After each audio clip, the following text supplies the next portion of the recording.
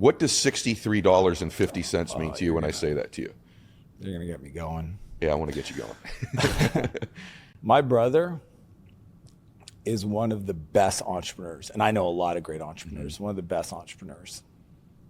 But when I was a kid, what happened is that I did this break and enter, and that's where I got the gun. I stole it from a house. Wow. I know, I have so much shame around this stuff, Ed. It took me 15 years to even share this story. I didn't want people to know, but I also realized that is probably one of the most powerful things I have.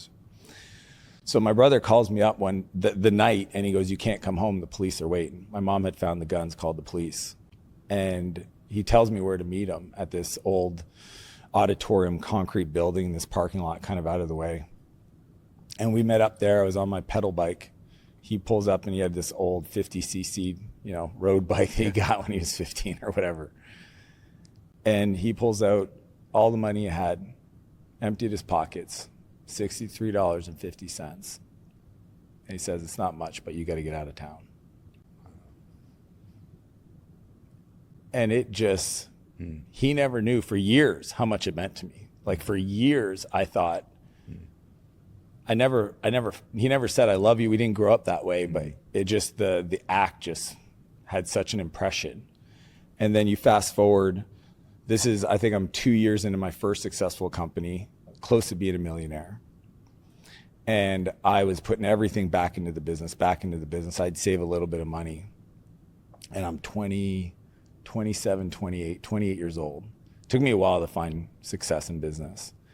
And my brother calls me up and decides to quit his job. He worked at this place for 6 years. He was a mechanic. He wanted to buy the shop. The guy lied to him.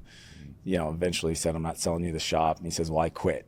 And he calls me, and he never calls me. And I go to his house, and I said, "What do you want to do?"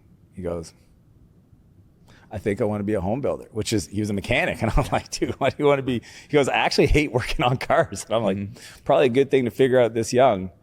And he goes, "But I have no money." I said, "I got you." And I wrote him a check for everything I had in my savings account, $173,000.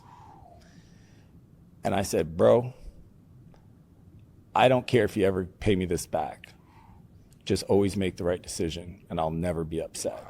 My dad found out. He said, "That's the dumbest thing you've ever done. I can't believe you did this. This is how brothers end up never talking ever again." It became one of the most beautiful decisions ever. That is incredible. Yeah. That is incredible. The reason why, though, this is what most people don't know, is because I was invested in him and I, we ended up doing personal development together. You did. We were reading books. We were going to seminars. We traveled around.